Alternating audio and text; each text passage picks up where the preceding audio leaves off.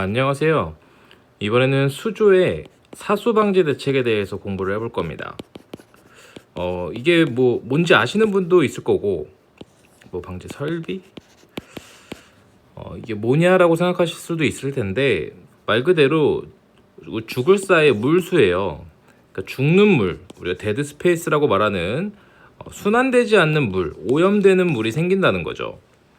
이게 어떻게 발생을 하냐면, 대표적으로는 우리가 두 가지 경우에서 발생을 할 수 있는데, 소화수조에서 발생하는 경우, 정확히 말하면은 소화수조의 전용에서 발생을 하는 경우가 있고, 그 다음은 우리가 이제 위생용수라고 말하는 생활용수와 소화용수를 같이 쓰는 겸용수조에서 발생을 할 수 있습니다.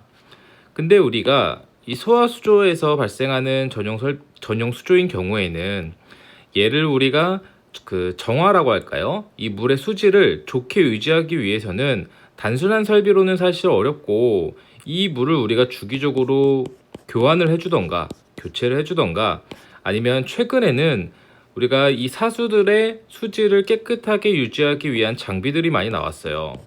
이건 업체 특이기 때문에, 그래서 이런 걸 사용하는 방법이 있고, 오늘 수업에서 말하려는 건 기본적으로 위생수조와 수조를 겸용으로, 용수를 겸용으로 쓰고 있는 경우에 적용할 수 있는 대책입니다. 우리가 이 소화수조랑 위생수조를 겸용으로 쓰고 있다면, 기본적으로 그러니까 수조의 형태는 이런 식이 되겠죠. 뚜껑은 안 그리더라도 우리가 일반적으로 소화용수는 법적으로 확보해야 되는 용수가 있기 때문에 소화용수의 유효 수원을 우리가 밑에 깔게 되고, 그 다음에 위에 우리가 생활용수라고 하는 수원을 이렇게 채워 넣게 됩니다. 그러면 어떻게 얘를 유효하게 확보할 수 있는가에 대한 개념을 한번 살펴보면, 우리가 이 펌프가 있을 거고, 두 개만 그려볼까요? 하나는 소화용이고 소방용이고, 하나는 급수용이라고 봐보겠습니다. 그럼 각각의 흡입배관을 뽑아 오는데, 우리가 예를 들어 소화용수는 이렇게 밑으로 연결을 했다고 봐볼게요. 그러면 급수 펌프에 연결되는 용수를 요 위로 이렇게 연결을 하는 겁니다. 그러면 실제로 만약에 평상시에 급수 펌프가 많이 돌아서 이 물을 지금 다 썼다고 하더라도, 급수 펌프는 딱 보면 이 이상의 물을 땡길 수가 없어요. 얘는 이제 허공에 붕 떠버리니까. 그래서 이런 식으로 우리가 일반적으로 소화용수를 확보하고 있고, 그러니까 급수 펌프가 땡겼을 수 없게 해놓는다는 거죠. 우리가 보통 일반적으로 유효수원을 여기 흡입구의 하단부, 그리고 요 위로 요 높이를 가지고 우리가 유효수원이라고 이렇게 구하고 있습니다. 근데 문제는 뭐냐면, 우리가 실제로 이 수조라는 건, 급수 펌프는 평상시에도 계속 동작을 하고 있겠지만 소화 펌프는 동작을 하지 않는다는 거예요. 그럼 우리가 요 위로 정수위 조절 밸브를 쓰든 물을 계속 붓게 됐을 때, 요 위에 요 부분만 물이 계속 순환된다는 거죠. 요 밑은 계속 쉽게 말하면 고인물이 돼서 우리가 여기서 계속 누적돼 있어서 이 오염되는 물을 우리가 사수라고 하는 겁니다. 그래서 우리가 얘가 계속 오염되다 보면 결국 수조의 상태도 안 좋아질 테니까, 얘를 어떻게 방지할 거냐. 물론 실제로는 우리가 이 겸용을 하게 되면은 수도법에 적용을 받기 때문에 6개월에 한 번이라든지 이런 식으로 청소를 하게 되어 있지만, 물이 6개월 동안 고여있는 동안은 과연 깨끗할 것인가 라는 생각을 해볼 수도 있는 거죠. 그래서 얘를 방지하기 위해서 우리가 전체 물을 계속 사용할 수 있도록, 순환될 수 있도록 구성을 하는 겁니다. 자, 처음에 아이디어 내신 분은 되게 좀 똑똑하신 것 같아요. 제가 낸 게 아니니까. 얘는 어떻게 하냐면, 펌프를 놓고, 똑같이 펌프를, 얘는 소방용이고 얘는 일반 위생 급수용입니다. 그러면 이 상태에서 기본적으로 우리는 소방용수용은 그대로 연결을 합니다. 근데 이 급수용을 이렇게 올렸다가 여기다 같이 쓰겠다고 연결을 하는 거예요.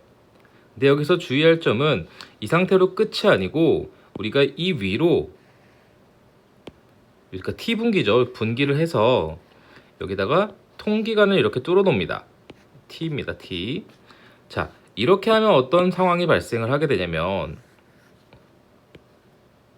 이 점은 그냥 개념으로 이해하기 쉬우시라고, 여기 물이 이렇게 차 있고 그 위로 이제 우리가 위생용수를 이렇게 분포를 해놨는 상태에서, 자, 이미 우리는 이 맨 밑에 배관에서 물을 땡겨서 쓰기 때문에 이 급수 펌프가 돌더라도 물은 이런 식으로 계속 사용을 하게 될 것입니다.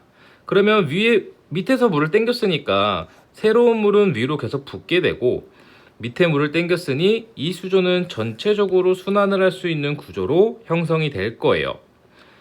그렇다면 우리가 소방용수는 법적으로 급수펌프에서 땡겨 쓰지 못해야 되는데, 이렇게 한다고 이게 가능한가라고 생각을 해본다면 실제로 가능하다는 겁니다. 자, 어떻게 되냐면 결국 물의 경로는 이런 식으로 가는 거잖아요. 근데 얘가 만약에 수위가 떨어져서 요만큼까지 왔다고 한번 봐볼게요. 그러면 물이 이 급수 펌프만 돌고 있으면 좀 더 내려볼까요? 수위를 이해하기 쉽게. 급수 펌프가 계속 돌고 있어도 얘 물은 지금 한 요 정도까지밖에 안 차온다는 겁니다. 그러면 이 상태에서 우리가 펌프가 흡입을 하고 있기 때문에 이쪽으로 당기는 힘이 발생하게 되는데, 지금 보시면 여기 통기관을 뚫어놨어요. 그래서 이 상태에서 공기가 이렇게 흡입이 되게 해서 우리가 소방용으로 확보한 유효소원은 그 이하로는 물을 사용하지 못하도록 구성을 할 수 있다는 겁니다. 이 개념이 조금 이해가 안 되시는 분이 계실 수도 있을 텐데요. 우리가 아주 쉽게 생각하면 됩니다. 컵에다가요, 빨대를 꼽아요. 이렇게 주름 빨대를 꼽고 우리 사람이 이렇게 입으로 쪽쪽 빨면 아주 컵 안에 있는 액체가 잘 올라올 겁니다. 근데 여기다 구멍을 하나 이렇게 뽕 뚫어 보세요. 그러면 이 물이 못 올라옵니다. 공기만 빨리죠? 그래서 우리가 손으로 이렇게 그걸 잡아야 되잖아요. 요즘에 스타벅스, 이거 브랜드를 말하면 좀 그런가요? 종이 빨대 쓰는 들 있잖아요. 이거 우리가 좀 오래 안 마시고 뒀다가 마실라 하면 빨대 중간에 찢어지면 아무리 빨아도 안 빨리죠. 그래서 급한 대로 귀찮으면 손으로 이렇게 구멍을 막고 흡입을 하잖아요. 이 지금 구멍과 마찬가지로 여기 구멍이 결국 뚫려 있는 개념이기 때문에 이 수위만큼 이상으로는 물을 사용할 수 없게 돼서 이 들어오는 물과 나가는 균형을 제일 반대로 해서 우리가 이 물의 전체적인 순환을 통해 이 산수가 발생하는 것을 방지할 수 있는 방법 중에 하나입니다. 실제로 이걸 적용하는 현장들도 은근히 있고요. 최근에는 못 봤는데 한동안은 좀 있었습니다.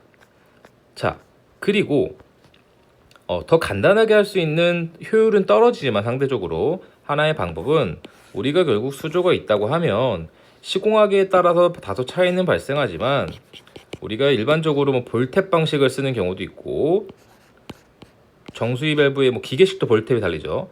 우리 정수위 밸브에 이런 식으로 배관을 연결해서 물을 이렇게 뿜어주게 만들어 놨는데, 얘를 더 연장을 하는 겁니다. 얘를 이 밑에까지 연장을 하는 거예요. 자, 이렇게 연장을 해두면 얘가 물을 공급을 애초에 밑으로 하기 때문에 이 압력으로 어느 정도 우리가 순환이 된다는 거죠.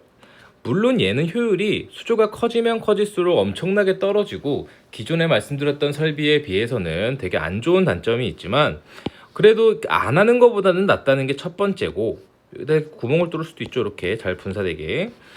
두 번째로는 물에서 의해 발생하는, 물의 낙차에 의해서 발생하는 이 충돌 소음 같은 경우에도 물속에서 우리가 뿜어지게 해놨기 때문에 훨씬 작은 소음으로도 사용을 할 수 있습니다. 물론 이게 기계실에 설치되어 있기 때문에 정상적으로 시공이 되어 있다면 소음이 나든지 말든지 정확한 배치를 통해서 일반 거주자나 제실자가 사용하는 장소까지 소음은 안 들리는 게 정상이지만, 그래도 우리가 이런 방법으로도 사용할 수 있다는 거 아셨으면 좋겠습니다. 이건 좀 간단하네요. 오늘도 수고하셨습니다.